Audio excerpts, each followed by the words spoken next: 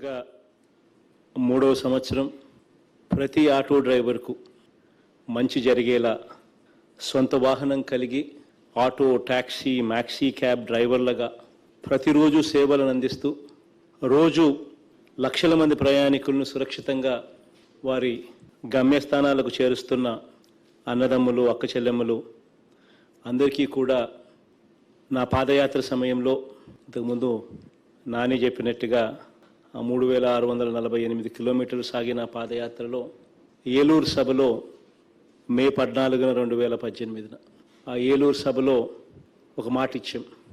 ఆ మాటకు కట్టుబడి ఆ రోజు నా దగ్గరికి వచ్చిన ఇబ్బందులు పడుతూ గత ప్రభుత్వంలో బాధుడు ఎక్కువైంది, పెనాల్టీస్ ఎక్కువ ఉన్నాయి, పెనాల్టీస్ కన్నా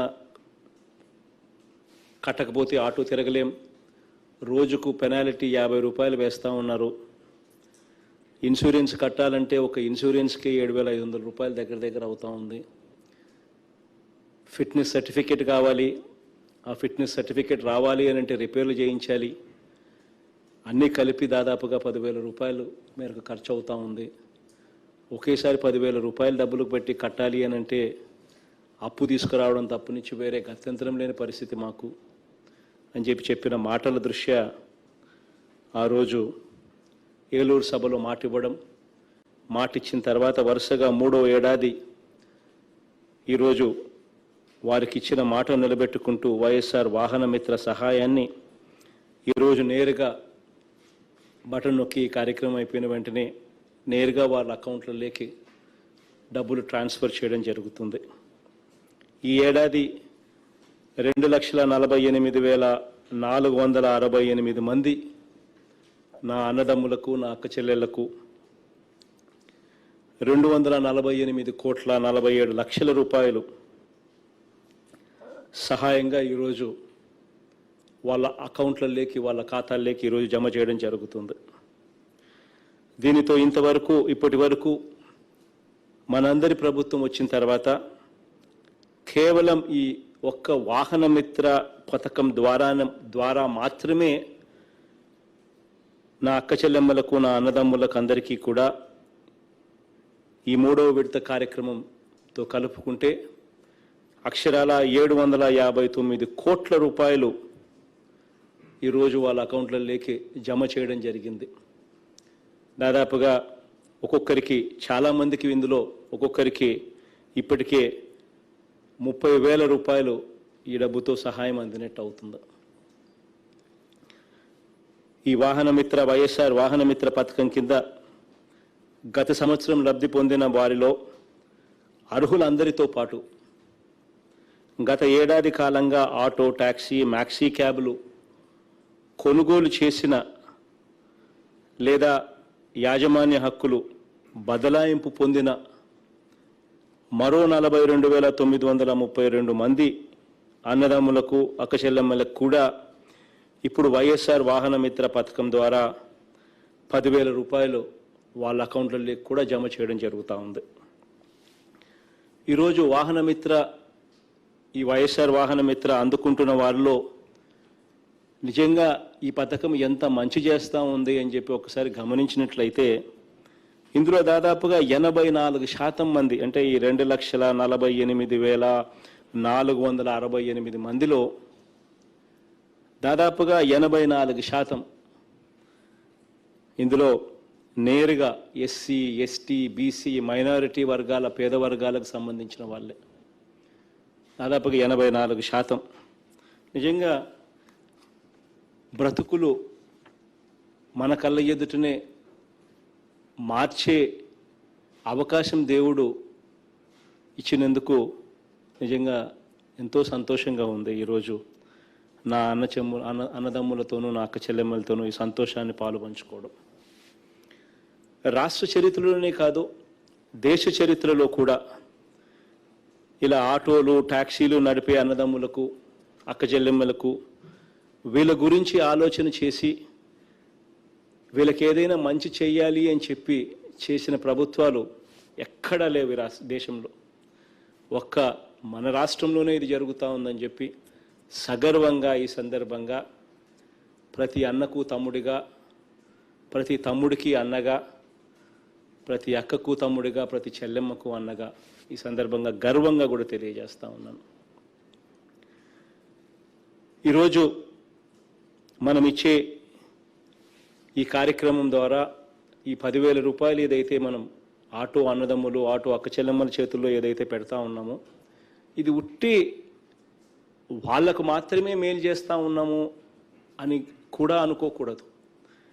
ఎందుకనంటే ఈ డబ్బు ఇచ్చే కార్యక్రమం ఏదైతే జరుగుతూ ఉందో, ఈ వాహనంలో ప్రయాణించే వారి భద్రతకు కూడా ఇది భరోసాగా ఉంటుంది ఈ సొమ్ము.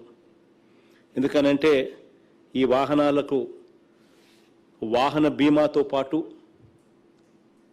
ఫిట్నెస్ సర్టిఫికెట్తో పాటు రిపేర్లు తదితర అవసరాల కోసం ఈ సొమ్ము ఇస్తూ ఉన్నాం. దీనివల్ల ఇన్సూరెన్స్ చేయించుకుంటారు, దీనివల్ల బండ్లు రిపేర్లు చేయించుకుంటారు, దీనివల్ల ఫిట్నెస్ సర్టిఫికెట్ కూడా పొందుతారు. ఇవన్నీ కూడా అందుబాటులోకి వస్తే ఒక ఆటో డ్రైవర్లే కాకుండా ఆటోలు తోలే నా అన్నదమ్ములు, నా అక్క చెల్లెమ్మలే కాకుండా ఆ ఆటోలలో ప్రయాణం చేసే ప్రయాణికులకు కూడా ఎంతో మంచి జరుగుతుంది దీనివల్ల. ఇలా అన్ని అనుమతులు ఉండేలా, చలాన్లు కట్టాల్సిన పరిస్థితి కూడా రాకుండా ఉండాలని వీరికి ఈ సొమ్మును అందిస్తూ ఉన్నాం. నిజంగా ఈ డబ్బులు ఒకేసారి కట్టుకోలేని పరిస్థితిలో ఒకేసారి ఇన్సూరెన్స్కు దాదాపుగా 7,000 చిల్లర అవుతూ ఉంది, రిపేర్లకు ఇంత అవుతుంది, ఫిట్నెస్ సర్టిఫికెట్కు ఇంత అవుతుంది అని చెప్పి రకరకాలుగా బాధపడుతూ 10,000 రూపాయలు ఒకేసారి తెచ్చుకోలేని పరిస్థితిలో ఉన్న అన్నదమ్ములందరికీ కూడా, అక్క చెల్లెమ్మలందరికీ కూడా ఈ సొమ్ము ఎంతగానో ఉపయోగపడుతుంది. ఇక్కడే మరో ముఖ్యమైన విషయం కూడా చెప్పాల్సిన అవసరం కూడా ఉంది.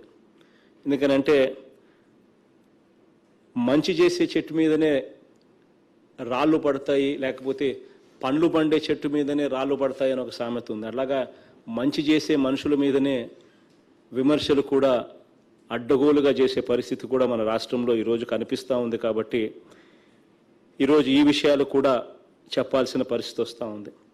గత ప్రభుత్వంలో ఆటో డ్రైవర్లకు పన్నుల రూపంలో, చలాన రూపంలో ఎంత తీవ్రంగా వడ్డించేవాళ్ళు అనంటే, గత ప్రభుత్వంలో ఆటో రిక్షా నడుపుకుంటున్న డ్రైవర్ల నుంచి చలాన రూపం కానివ్వండి, లేకపోతే కంపౌండెడ్ ఫీస్ అపాన్ ఎన్ఫోర్స్మెంట్ కానివ్వండి, ఒకసారి గమనించినట్లయితే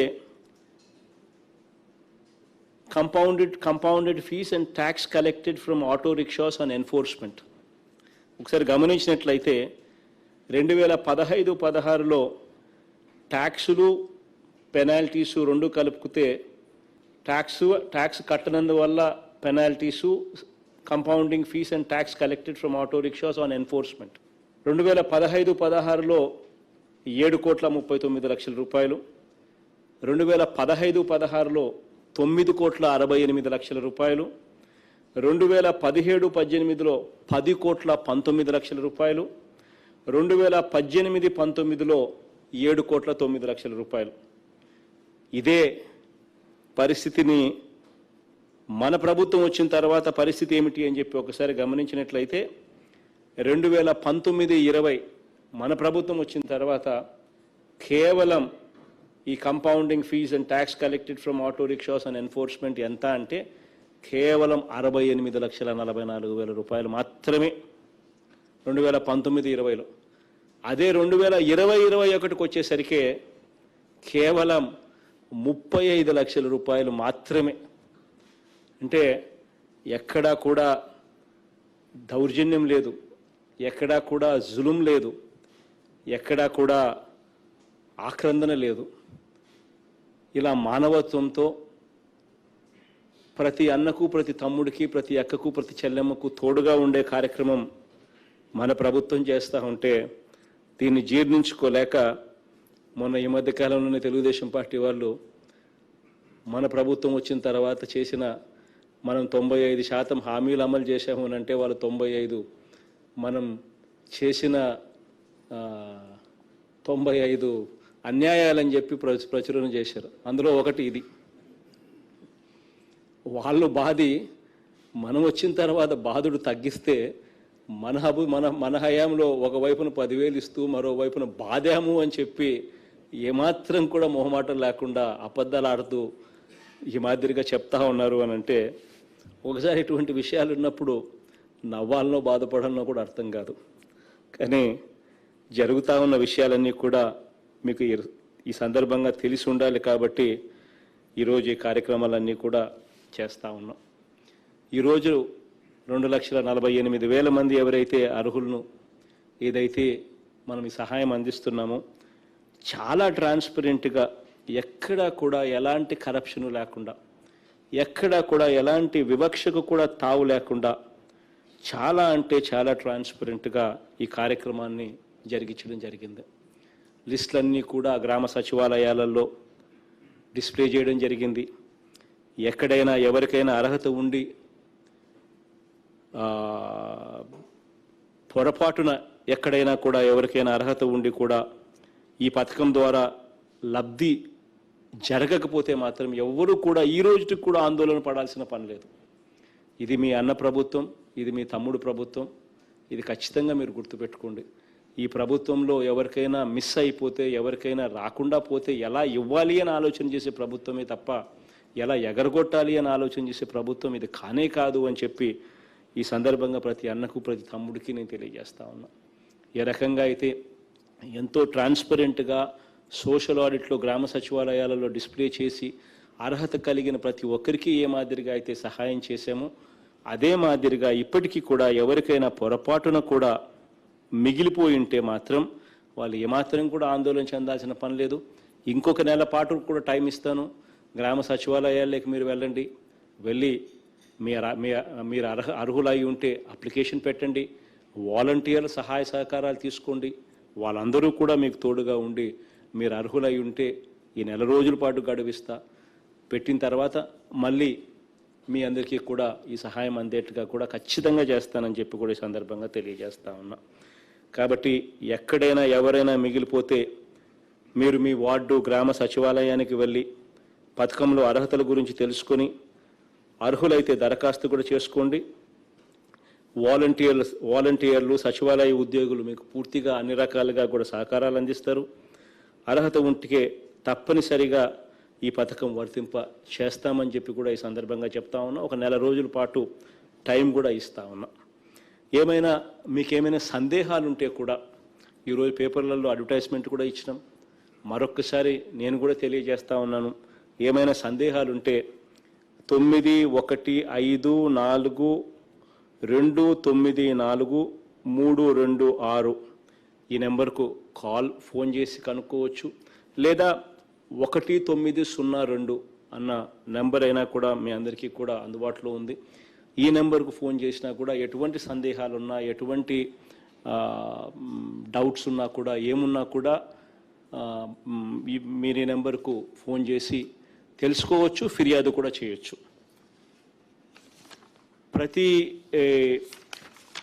ఈ కార్యక్రమం బాగా జరిగించేందుకు జాయింట్ కమిషనర్ ట్రాన్స్పోర్ట్ ఆధ్వర్యంలో ప్రత్యేక టాస్క్ ఫోర్స్ అధికారులు కూడా అన్ని రకాలుగా మీకు తోడుగా ఉండేట్టుగా కూడా ఈ కార్యక్రమాన్ని మార్పులు కూడా చేశాం. First time I think police వాళ్ళు కూడా సంక్షేమ పథకాలలో వాళ్ళు కూడా ముందుండి మంచి చేసే కార్యక్రమం దిశగా సంక్షేమ బాటలో పోలీసులు కూడా తోడు సహాయ సహకారాలు కూడా అందిస్తూ ఉన్నారు.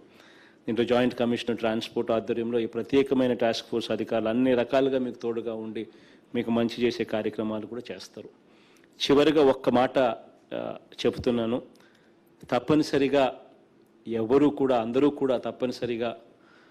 అందరూ కూడా ట్రాఫిక్ నిబంధనలు పాటించండి అని చెప్పి అందరితో కూడా సవినయంగా రిక్వెస్ట్ చేస్తూ ఉన్నా.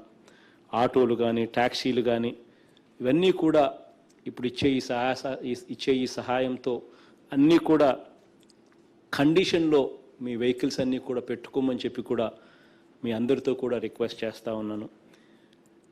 మరో రిక్వెస్ట్ కూడా మీ అందరితో కూడా చేస్తూ ఉన్నాను. ఏ ఒక్కరూ కూడా దయచేసి మద్యం సేవించి వాహనం నడపవద్దు అని చెప్పి కూడా మీ అన్నగా మీ తమ్ముడిగా మీ అందరితో కూడా మరొక్కసారి మళ్ళీ ఇది కూడా రిక్వెస్ట్ కూడా చేస్తూ ఉన్నాను. మీ కుటుంబాలు బాగుండాలని, మీ వాహనాల్లో ప్రయాణించే ప్రయాణికులు కూడా బాగుండాలని, దేవుడి దయ ప్రజలందరి దీవెనలతో మనందరి ప్రభుత్వం, మనందరి రాష్ట్రం కూడా బాగుండాలని కోరుకుంటూ సెలవు తీసుకుంటా ఉన్నాను.